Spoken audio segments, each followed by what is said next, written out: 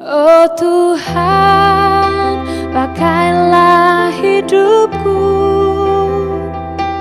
selagi aku masih kuat.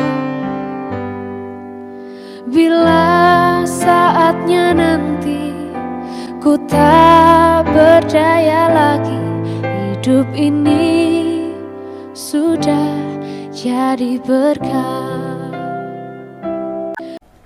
Selamat pagi, selamat berkarya, belajar, bekerja, dan kalau memungkinkan belanja dari rumah.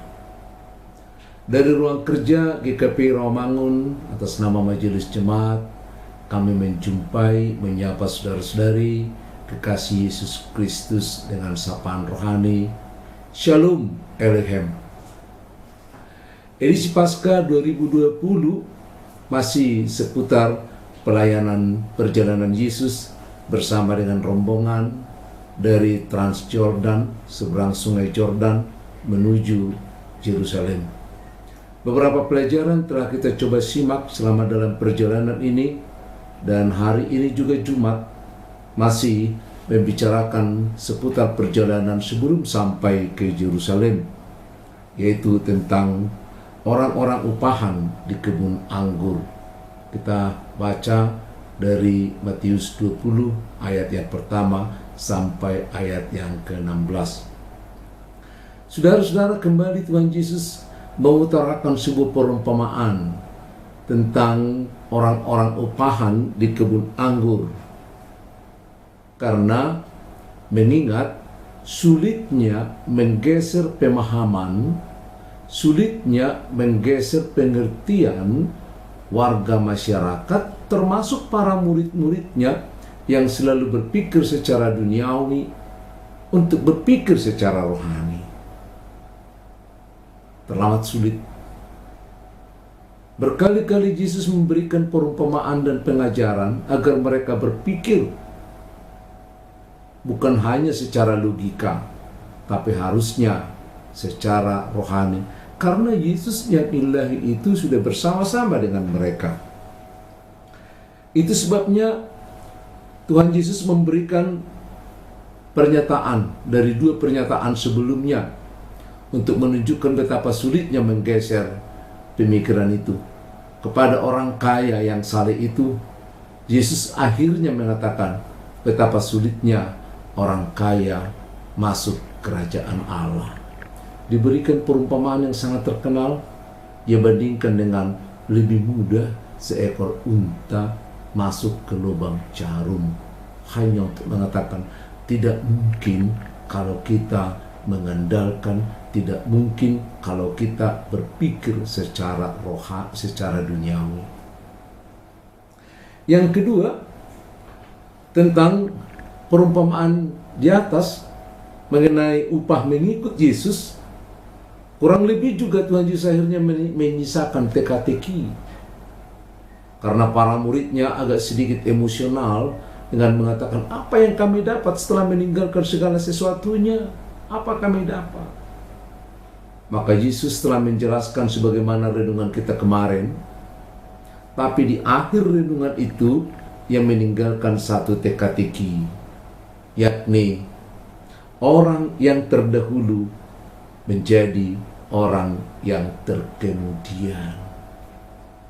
Ya. Orang yang terdahulu akan menjadi orang yang terkemudian. Mereka tidak memberikan komentar. Akhirnya Yesus kembali menjelaskan karena mereka tidak mampu untuk memahami ini. Untuk menjelaskan teka-teki ini, Tuhan Yesus mengangkat sebuah perumpamaan sebagaimana tema kita hari ini, yakni seperti orang-orang upahan di kebun anggur. Dan Tuhan Yesus bercerita, ada satu keluarga kaya yang memiliki kebun anggur yang luas, membutuhkan tenaga kerja yang banyak. Maka sang tuan kebun anggur ini pergi ke pasar mencari tenaga kerja. Pagi-pagi buta dia pergi mencari beberapa orang yang akan kerja di kebun anggurnya. Kemudian mereka sepakat Kalau upah mereka 1 dinar 1 hari sebagai upah harian, kalau kita sesuaikan dengan gaji kita yang ada di Indonesia, kurang lebih antara 100 sampai 125 ribu 1 hari, katakanlah 125 ribu. Ketika mereka sepakat, maka jam 7 pagi mereka udah bekerja di ladang itu. Kemudian jam 9 pagi, sang pemilik ladang ini juga pergi keluar dan menjumpai ada beberapa orang yang belum kerja. Lalu diajak bekerja di kebunnya dengan mengatakan, "Aku akan memberikan yang pantas untukmu." Tidak dikatakan 1 dinar, tidak dikatakan 125 ribu, tidak ada angka, hanya dikatakan, "Aku memberikan yang pantas untukmu." Maka orang-orang ini bekerja sejak jam 9 pagi.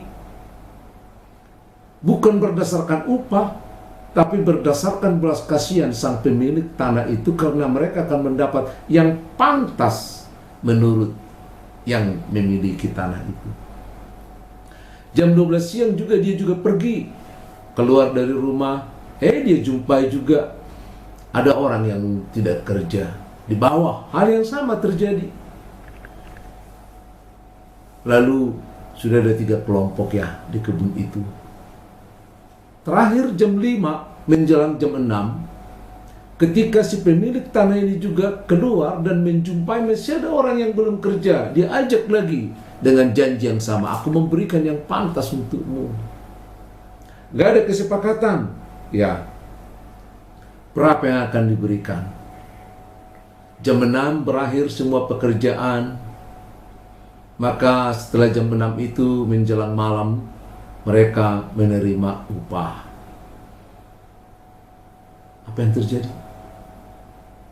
Pemilik tanah itu memanggil orang-orang yang datang terakhir. Jam 5, jam 12, jam 9, dikasih upahnya. Dia memberikan yang pantas menurut dia, diberikan. Dan yang terakhir juga diberikan kepada yang pertama datang sesuai dengan kesepakatan. Ternyata setelah mereka tahu kalau yang terakhir datang itu mendapat upah yang sama dengan yang awal datang, maka terjadilah sungut-sungut di sana. Mereka bersungut-sungut. Kenapa? Persoalan terjadi karena mereka mereka berpikir, kalau yang terakhir datang diberikan 125 ribu sebagaimana dijanjikan kepada kami, ya tentu kami yang datang lebih dulu, yang sudah lebih banyak berbuat, yang sudah banyak bekerja, yang lebih banyak mengetahui, pasti dong mendapat lebih banyak. Lalu begitu pemikiran duniawinya. Ternyata tidak seperti itu. Nggak terjadi seperti yang mereka pikirkan. Kenapa? Karena mereka selalu bicara dan berpikir tentang upah. Saya teringat juga dengan banyak pekerja di Indonesia kita, entah di pabrik atau dimanapun, mereka sering kali menuntut perusahaannya tentang upah. Ada banyak yang mereka minta. Ada kenaikan gaji, ada upah cuti, atau uang cuti, ada THR, ada bonus, ada tancim, saya nggak tahu, banyak yang mereka minta. Ironisnya, mereka tidak pernah memikirkan kalau perusahaan mereka udah hampir tenggelam. Bagi mereka, apa yang boleh menjadi hak mereka, apa yang akan mereka terima, sehingga tidak ada korelasi, tidak ada kerjasama. Yang ada hanya sama-sama kerja. Kamu mengupah, kami bekerja. Kami menerima, kami menuntut apa yang ingin kami dapatkan. Kalau kau mau memberi, silahkan. Kan gitu ya. Maka seringlah terjadi ketegangan-ketegangan di perusahaan. Bukan hanya di situ, mereka keluar juga ada yang kunjuk rasa. Mereka nggak tahu kalau perusahaan itu banyak masalah. Masalah keuangan misalnya, kita nggak pernah terpikir bahwa mereka akan mengeluarkan banyak biaya yang real, tapi banyak juga yang tidak real. namanya juga Indonesia. Banyak pengeluaran yang tidak bisa diungkap. Maka akhirnya harus berbagi dengan para buruh yang tidak pernah dipahami oleh buruh, dan lain sebagainya. Oleh karena itu, sebagai anak-anak Tuhan, pekerja-pekerja dimanapun Anda berada, dimanapun Anda bekerja, jangan hanya memikirkan apa yang kita terima, tapi pikirkan, apakah aku sudah jadi berkat di tempat di mana aku bekerja? Apakah aku sudah menjadi berkat di tempat di mana aku bekerja? Sama seperti Yusuf, ketika di rumah Potifar, dia menjadi berkat. Sehingga Potifar merasa terberkati oleh kehadiran Yusuf. Seharusnya dunia ini akan merasa terberkati dengan kehadiran anak-anak Tuhan di tengah-tengah kehidupan kita. Kembali kepada topik tadi. Kalau memang kita harus menghitung secara ekonomi, menghitung secara matematika, apa yang dilakukan oleh pemilik kebun itu secara ekonomi dia sudah salah. Dia menggaji orang yang masuk jam 7 pagi sama dengan masuk jam 9, sama dengan jam 12, sama dengan jam 5. Dia udah rugi sebenarnya. Kalau kita melihat dari situ, ya. Oleh karena itu juga secara psikologis sangat mengundang ketersinggungan bagi orang-orang yang duluan bekerja, merasa sudah banyak berbuat, ya. Kalau kita lihat dari pandangan-pandangan yang seperti itu memang terbuka demikian. Tetapi sebagaimana kita lihat bahwa peristiwa itu jangan hanya dipandang secara material, jangan dipandang hanya secara ekonomi. Karena Yesus mengangkat perumpamaan itu supaya kita pahami, kita pandang dari sudut pandang logikanya Allah, dari sudut pandang kerohanian, ya. Sebagaimana kita diingatkan dengan cerita kemarin, dalam cerita upah mengikut Yesus, ya. Bagaimana kita melayani, bekerja di ladang Tuhan. Ternyata kita jelaskan kemarin itu bukan hanya masalah profesional atau masalah profesionalisme, tetapi itu adalah masalah bagaimana kita mendapat kesempatan diangkat kembali harkat kita sebagai manusia ilahi. Bagaimana gambar kita diperbaiki kembali sebagai the image of God itu. Bagaimana tujuan hidup kita kembali diperbaiki untuk mendapat hidup yang kekal. Oleh karena itu kita dilihat mendapat kesempatan bersama dengan Allah. Bahkan lebih dari situ, kepada kita juga dipulihkan untuk memperoleh hidup yang kekal. Hidup yang kekal. Pergeseran pemikiran ini yang susah. Ketika manusia hanya melihat kehidupan di dunia, tapi tidak melihat lagi kehidupan yang akan datang. Ini yang menjadi masalah. Para pekerja ini terlalu berpikir secara duniawi atau secara upah. Ketika di ladang, orang-orang yang pertama masuk ini, mereka kasak kusuk, bicarakan soal upah terus. Ketika masuk yang jam 9 pagi, mereka bertanya, kamu digaji berapa? Kesepakatanmu berapa? Kami segini.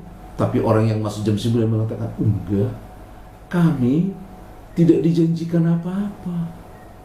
Hanya dikatakan yang pantas. Ya, yang datang jam 12 sama. Yang datang jam 5 ditanya berapa? Mereka jawab, kami nggak dijanjikan apa-apa, hanya mau diberikan yang pantas. Coba, ada dua tipe pekerja di ladang itu saat itu. Ada satu tipe yang mengandalkan upah, tapi ada satu tipe yang masuk terlambat, mengandalkan kasih karunia, mengandalkan belas kasihan, mengandalkan kalau mereka dimanfaatkan, kalau mereka diperbaiki dari seorang pengangguran menjadi yang bekerja. Jadi mereka bekerja dengan bersyukur, yang satu bekerja karena diupah. Coba saya tanya, mana yang lebih rajin? Mana bekerja yang lebih rapi? Mana yang disukai oleh tuannya? Ayo berpikir. Apakah tuannya itu hanya sangat menyukai orang-orang yang berbicara soal upah, soal hak dan lain sebagainya? Maka wajar kalau sore hari sang pemilik kebun itu memanggil orang-orang yang datang belakangan, yang mengandalkan bukan soal menerima upah, tapi soal melihat bagaimana kepantasan, bagaimana belas kasihan, bagaimana anugerah yang akan diberikan kepada mereka. Saudara-saudara, kekasih Yesus Kristus, sama seperti itu juga kehidupan kita. Ketika kita seringkali merasa menjadi orang yang terdahulu, seringkali kita memiliki psikologi yang berbeda dari orang-orang yang datang kemudian. Di masyarakat, di gereja, di kampung, orang-orang yang dahulu, bahasa Batak, siswa bulu, yang membangun desa dan termasuk gereja, seringkali bermasalah. Psikologi orang-orang yang terdahulu selalu minta ingin didahulukan, selalu minta ingin dihargai, selalu minta ingin dihormati. Saya teringat dengan banyak gereja ketika sedang mengangkat pengurus-pengurus baru, seringkali terjadi pertikaian antara orang yang sudah lama dengan orang yang baru. Saudara-saudara, sebagai anak-anak Tuhan, mari kita melihat bahwa kehadiran kita di dalam persekutuan orang-orang Kristen, orang-orang percaya dalam sebuah gereja adalah bagaimana kita menjadi berkat di tengah-tengah masyarakat. Bagaimana kita menjadi mitra kerja Allah. Bagaimana kita mendapatkan hidup yang kekal itu. Upah yang sejati yang diberikan kepada kita bukan secara materi. Amin.